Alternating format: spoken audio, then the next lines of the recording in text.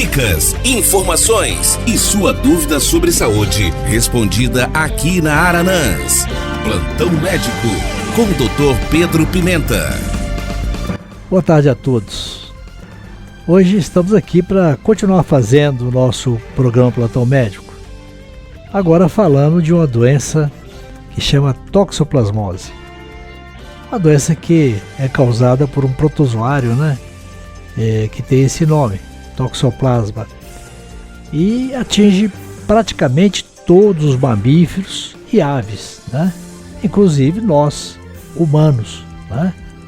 E a transmissão da toxoplasmose, ela é feita pelo gato.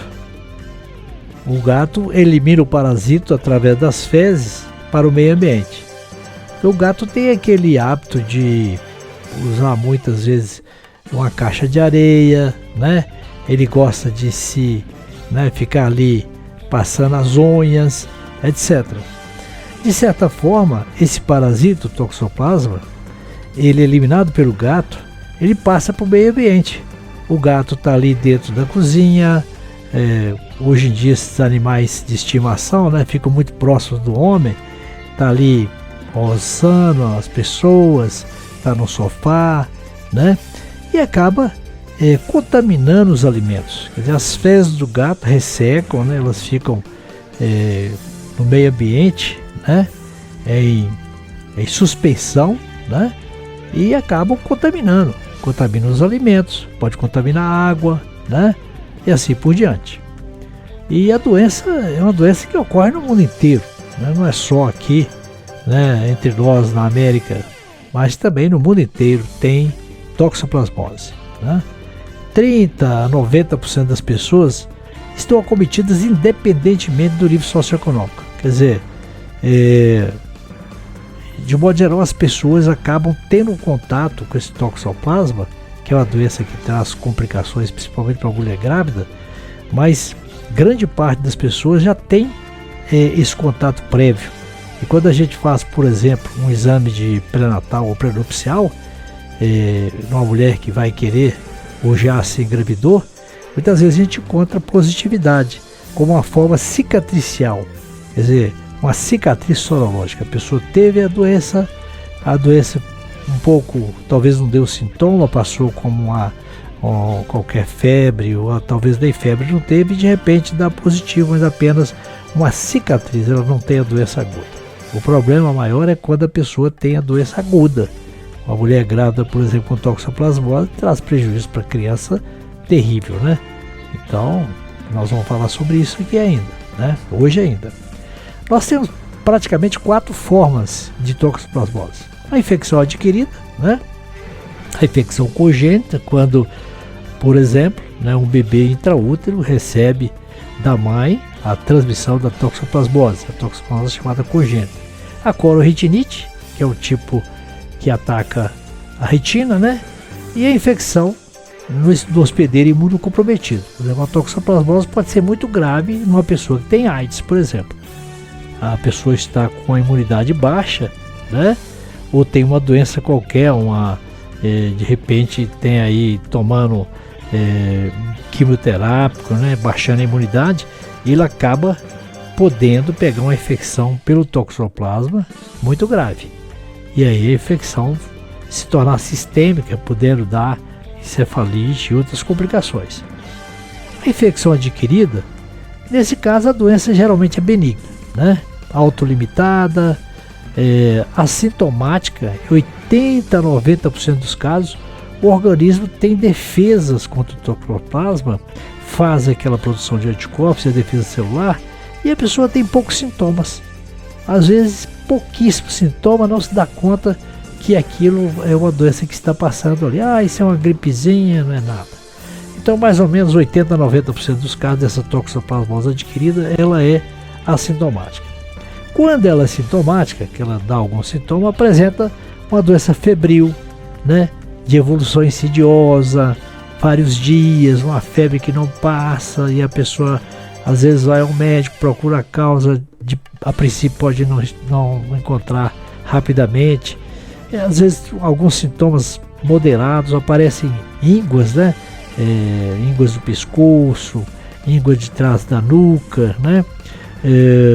Também pode aparecer crescimento do fígado, crescimento do baço. Eventualmente aparece uma erupção na pele, né, caracterizando a erupção da toxoplasmose.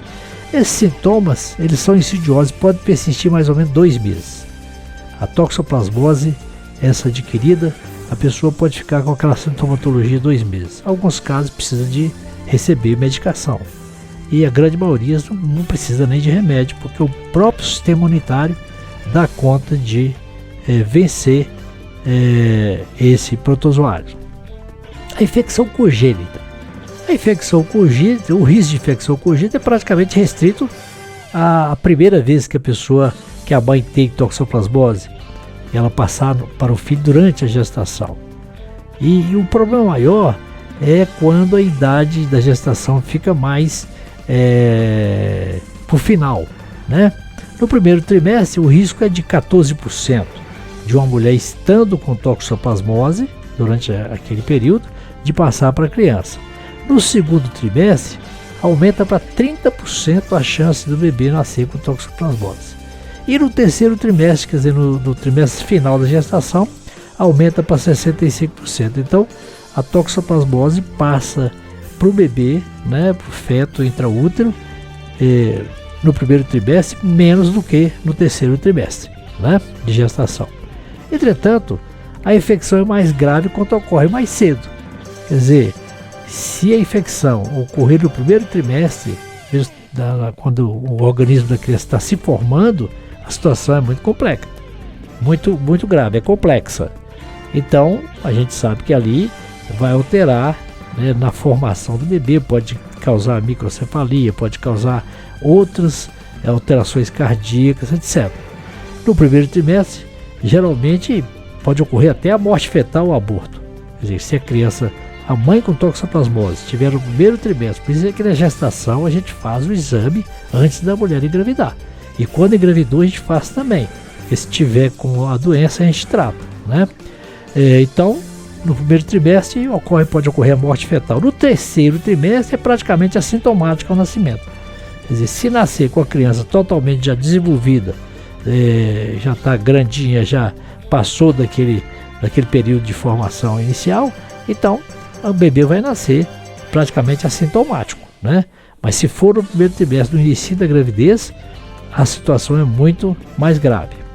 Nos casos sintomáticos, o recém-nascido nasce com febre alta, fígado grande, baço grande, aquelas manchas de pele, calcificações cerebrais difusas, surdez, microcefalia, retardo mental. Veja bem como que é grave a toxoplasmose quando ocorre no primeiro trimestre de gestação e passando para o bebê. A cororetinite é manifestação frequente, que pode levar a baixa acuidade visual. A pessoa que tem toxoplasmose da retina, ela pode ter, se a toxoplasmose atingir, né, a parte da mácula, que é a parte da visão central e mais precisa, pode levar a prejuízo na visão e até a cegueira. Ocorre lesões da retina que deixam cicatrizes. Nos casos adquiridos, felizmente, são unilaterais, de um lado só. E a infecção no hospedeiro comprometido, por exemplo, no aidético? A forma mais frequente é exatamente aquela relacionada com a AIDS. Aí sim o problema é grave. No aidético, a imunidade mais baixa, se ele não está controladinho, então manifesta principalmente lesões do sistema nervoso central, do tipo meningoencefalite, grave, e a situação não é brincadeira. O diagnóstico é feito por imunofluorescência indireta, né?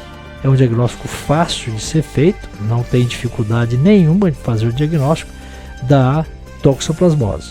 O tratamento da toxoplasmose, de modo geral, é um tratamento simples, porque na maioria das vezes a doença é assintomática, né? Mas quando tem sintomas, né, a gente trata com medicação adequada.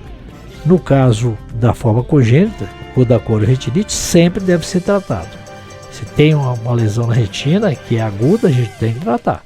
Se é a toxoplasmose congênita, tem que tratar. Com algumas variações, a gente usa sulfa, pirimetamina durante as 4, 6 semanas e resolve o caso. A toxoplasmose é comumente transmitida pelo consumo de carne mal cozida. Portanto, o cozimento da carne é essencial na prevenção da toxoplasmose. também deve-se o contato com o solo, com as caixas de areia, como eu falei, onde os gatos podem defecar, evitar o contato, né? Se os gatos são mantidos em casa, evitar dar carne crua aos mesmos, ou que eles tenham contato com ratos, né? A gente está falando aqui que antigamente a gente usava o gato mais para caçar rato, hoje a gente usa o gato mais como um animal de estimação. Então, sobre toxoplasmose, era isso que eu tinha para o programa de hoje. Muito boa tarde e até a próxima quarta-feira. Plantão Médico. Participe enviando sua pergunta sobre saúde através do nosso WhatsApp 33991293000.